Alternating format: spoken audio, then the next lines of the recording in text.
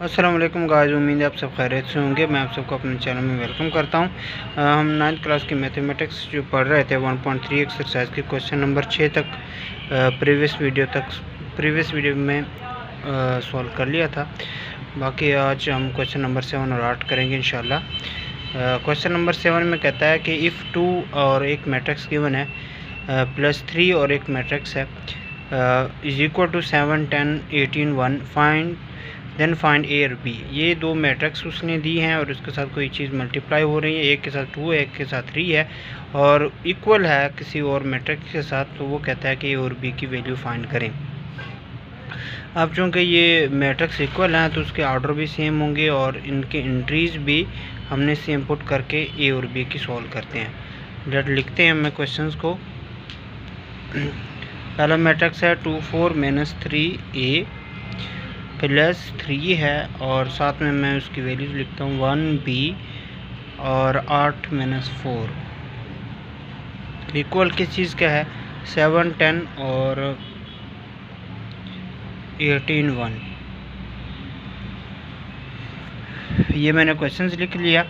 अब देखिएगा, हम सबसे मल्टीप्लिकेशन है ना कि जो 2 मल्टीप्लाई हो रहा है। अब 2 का मतलब हर एक एंट्रीज के साथ मल्टीप्लाई होगा, इसी तरह 3 हर एक एंट्रीज के साथ मल्टीप्लाई हो रहा है। तो मैं थोड़ा सा डायरेक्ट कर रहा हूँ क्योंकि हम ऑलरेडी इस तरह के कई क्वेश्चंस कर चुके हैं। 2 × 2 होगा तो क्या हो जाएगा 4, इसी तरह 2 × 4 होगा तो 8, 2 × 3 होगा -6, 2 × a होगा तो फिर 2 ऑफ a बन जाएगा। इसी तरह हम दूसरे मैट्रिक्स को सोल्व करते हैं। 3 हर एक एंट्रीज के साथ मल्टीप्लाई होगा, 3 × 1 3, 3 × b 3b, 3 × 8 24, 3 × -4 12 is equal to किस चीज़ के हैं 7, 10, 18 और 1। ठीक है, अब इन दोनों को सबसे पहले ऐड करते हैं। पहली एंट्रीज पहले के साथ ऐड होगी क्योंकि हम पहले पढ़ चुके हैं काफ़ी सारे क्वेश्चंस, तो इसलिए मैं थोड़ा डायरेक्ट करता जा रहा हूँ।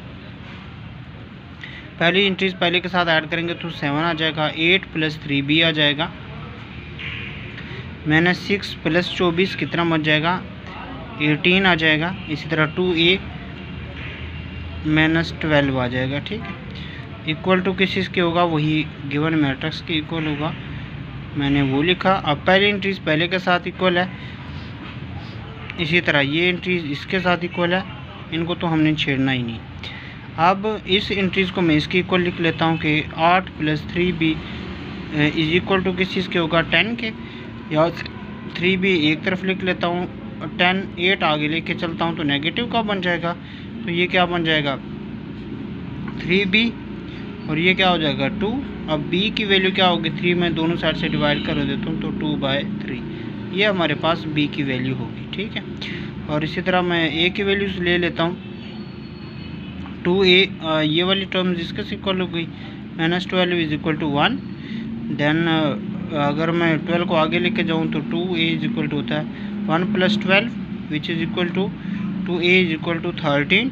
अब 2 को दोनों साइड से डिवाइड कर देता हूँ तो a इज इक्वल टू 13/2। तो ये हमारे पास a की वैल्यू फाइंड कर ली है। अब वो क्वेश्चंस में भी यही कहता है कि a और b की वैल्यू फाइंड करें। अब एक और ट्रिक है कि अगर a और b की वैल्यू हमारे पास एक्यूरेट है या नहीं है, तो सिंपल सी है, ये a और b की वैल्यूज ये वैसे पुट करने की ज़रूरत नहीं है कि चेक करना होता है कि मैंने जो आंसर निकाला ये ठीक है कि नहीं। आप b की वैल्यू यहाँ पे पुट कर दीजिएगा और a की वैल्यू यहाँ पे पुट कर दीजिएगा। जिस तरह यहाँ पे 7 का 7 के साथ हुआ, 18 का 18 के साथ हुआ, तो यहाँ पे जो एंट्रीज आएगी वो भी 10 की इक्वल होगी और यहाँ पे जो आंसर आएगा वो भी 1 की इक्वल होगा। ठीक है, वैसे a की जगह मैं 13 और 2 लिख दो, 2 से 2 कैंसिल हो जाएगा, 13 और -12 हो जाएगा तो 1 बन जाएगा, इधर भी वही आएगा। ठीक है, क्योंकि इक्वल मैट्रिक्स में हमने यही पढ़ा था कि ऑर्डर भी सेम हो और एंट्रीज भी सेम हो।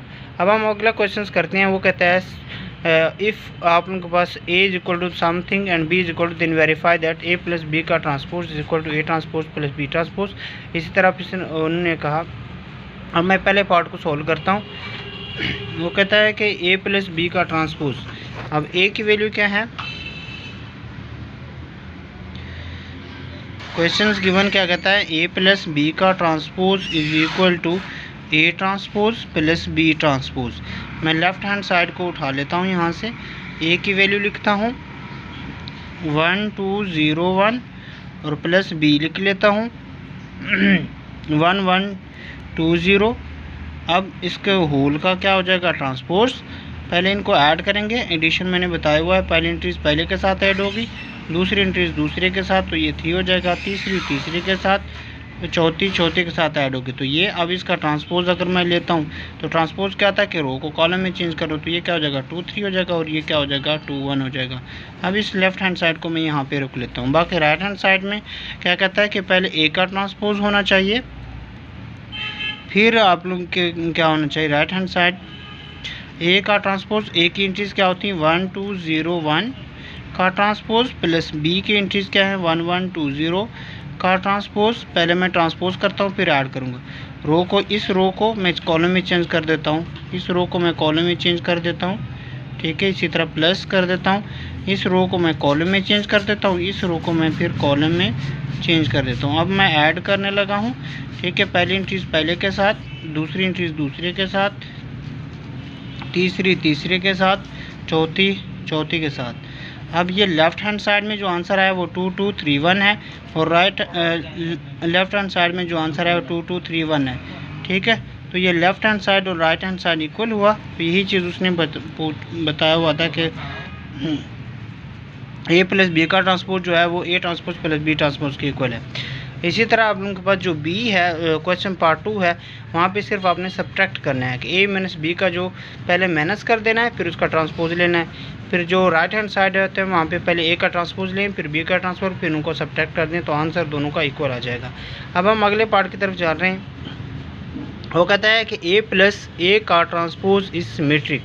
अब सिमेट्रिक की डेफिनेशन हम पढ़ चुके हैं। सिमेट्रिक में क्या होता था कि अगर ए का ट्रांसपोज लें, पहले ए स्क्वायर मैट्रिक्स होना चाहिए फिर उसका ट्रांसपोज लें, अगर ए इक्वल टू ए आ जाता है तो फिर आप लोगों के पास ए जो होगा ये वाला ये क्या होगा सिमेट्रिक। इसी तरह अगर ए का ट्रांसपोज मैं लूँ माइनस ए के इक्वल आ जाए तो फिर ये वाला ए क्या होगा स्क्यू सिमेट्रिक होगा। तो यहाँ पे क्वेश्चंस करता है कि ए प्लस ए का ट्रांसपोज जो है वो क्या है सिमेट्रिक है। तो मैं सबसे पहले ए की वैल्यू लेता हूँ। ए की वैल्यू क्या है, पार्ट नंबर है, मैं तीसरा पार्ट कर रहा हूँ। A plus A transpose is symmetric. मैं ए की वैल्यू लिख लेता हूँ 1201, फिर प्लस कर लेता हूँ ए के ट्रांसपोज को 101, फिर ए ट्रांसपोज है। अब हमने इस टोटल को सिमेट्रिक प्रूव करना है। पहले मैं इसका ट्रांसपोज अप्लाई कर देता हूँ इसके ऊपर, ये वैसे का वैसे। इसके ऊपर जब मैंने ट्रांसपोज अप्लाई किया तो ये रो क्या हो जाएगी कॉलम में चेंज हो जाएगी, ये वाली रो क्या हो जाएगी कॉलम में चेंज हो जाएगी। अब सबसे पहले इनको ऐड करूँगा। अब ऐड करने लगा हूँ तो क्या आंसर आएगा, पहले को पहले के साथ, दूसरे को दूसरे के साथ, इसी तरह ये 2 आ जाएगा और ये भी क्या आ जाएगा 2 आएगा। पहले इंट्रीज 1 + 1 क्या आ जाएगा 2, 2 + 0 2, 0 + 2 2, 1 + 1 क्या आ जाएगा 2, ये हमारे पास। अब इसका मैं ट्रांसपोज लेता हूँ 2 2, क्योंकि सिमेट्रिक लेना था ना। सिमेट्रिक के लिए क्या करते होते हैं, ये गोया हमारे पास ए वाला मैट्रिक्स आ गया, ये वाला, ठीक है। अब इसका मैं ट्रांसपोज लेता हूँ, अगर वापस ए के इक्वल आ जाता है। अब ये भी 2, इस रो को मैं कॉलम में चेंज कर देता हूँ, ये आ जाएगा। इस रो को मैं कॉलम में चेंज कर देता हूँ, तब भी वही आ जाएगा। तो ये एक ए का ट्रांसपोज लिया, वापस वही ए वाली एंट्रीज आ गई ना, जो इसको हमने ए सपोज किया था। तो इसको हम लोग क्या कहते हैं कि यस ए प्लस ए का ट्रांसपोज जो है वो क्या है, एक सिमेट्रिक है।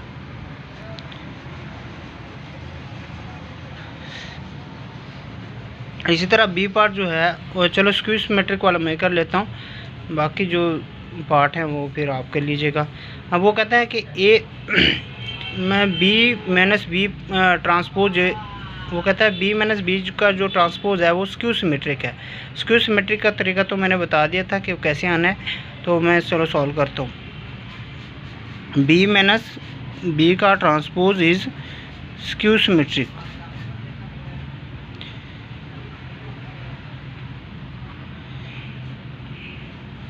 पहले मैंने बी वाली वैल्यूज लेनी है 1120, फिर माइनस लिख देना है, फिर बी लिख लेना है 1 1 2 0, इसका मैंने ट्रांसपोज ले लेना है। अब मैं सबसे पहले इसका ट्रांसपोज लेता हूँ। पहले वाला मैट्रिक्स तो वैसे का वैसे आ जाएगा, दूसरे वाले को चेंज करना पड़ेगा। 1 1 नीचे आ जाएगा, फिर 2 0 रो में है वो कॉलम में चेंज हो जाएगा। अब सब्ट्रैक्शन होगी, तो सब्ट्रैक्शन को देखिएगा, पहली एंट्रीज पहले से सब्ट्रैक्ट होगी तो क्या आ जाएगा 0, दूसरी वैल्यू दूसरे के साथ सब्ट्रैक्ट होगी तो 1 - 2 क्या आएगा -1, 2 - 1 क्या आएगा 1, 0 - 0 क्या आएगा 0। ठीक है। अब इसका मैंने क्या करना है, ट्रांसपोज लेना है। मैंने 0 - 1 1 0, इसका अगर मैं ट्रांसपोज लेता हूँ तो -1 के इक्वल आ जाता है, तो फिर ये क्या होगा स्क्यू सिमेट्रिक होगा। अब मैंने इसका क्या लेता हूँ स्क्यू ट्रांसपोज में क्या होता है कि इस रो को क्या कर देता हूँ 0 - 1, ये वाली रो क्या हो जाएगी 1 0। ठीक है। अब मुझे क्या करना पड़ेगा, माइनस को कॉमन लेना पड़ेगा ना, क्योंकि मैंने क्या प्रूव करना है कि ए का ट्रांसपोज हो वो क्या होना चाहिए -1 के इक्वल होना चाहिए। तो ए का पहले मैंने ट्रांसपोज लिया, ये वाला ये जो हमारे सोल्यूशन आया था उसका फिर मैंने ट्रांसपोज लिया। अब मुझे क्या करना पड़ेगा, -a लेना पड़ेगा। -a प्रूव करना होता है, तो इस वजह से मुझे माइनस चाहिए, तो मैं यहाँ से माइनस क्या कर लेता हूँ कॉमन ले लेता हूँ। अब जो कॉमन लेंगे वो हर एक एंट्री से लेंगे। यहाँ पे 0 तो वैसे न्यूट्रल होता है, इस वजह से वो हमेशा पॉजिटिव रहेगा। ये इसके साथ प्लस का साइन है तो वो क्या हो जाएगा माइनस का साइन, ये माइनस का साइन है तो माइनस क्या हो जाएगा पॉजिटिव हो जाएगा, और ये 0 वैसे न्यूट्रल हो जाएगा। अब क्या ये वापस ए वाला मैट्रिक्स नहीं है, 0 - 1 1 0, ये वाला वही वाला है, तो इस वजह से ये किस चीज़ की इक्वल है -a को मैं लेट कर लेता हूँ कि वो -a की इक्वल हुआ, जैसे कि मैंने यहाँ पे कहा था। तो ये स्क्यू सिमेट्रिक होगा। वैसे भी स्क्यू सिमेट्रिक की मैंने एक ट्रिक बताई थी प्रीवियस वीडियो, जब मैं डेफिनेशन की वीडियो बना रहा था, तो वहाँ पे क्या होता है कि जो डायगोनल एंट्रीज जिस मैट्रिक्स की 0 होंगी वो स्क्यू सिमेट्रिक हो सकता है। तो इसकी भी डायगोनल एंट्रीज 0 है ना मेन डायगोनल की, तो इस वजह से ये क्या हो गया स्क्यू सिमेट्रिक हुआ। इसी तरह जो बाकी क्वेश्चंस हैं वो बिल्कुल सिंपल से हैं कि b + b का ट्रांसपोज लें, पहले इन दो b का ट्रांसपोज लें, फिर b के साथ ऐड करें, फिर उनका जो ट्रांसपोज लें तो वो वापस इस वाले इन दो के जो सोल्यूशन आया था उसके इक्वल आ जाएगा। इसी तरह यहाँ पे स्क्यू सिमेट्रिक लेना है, a - a का ट्रांसपोज जिस स्क्यू सिमेट्रिक होगा।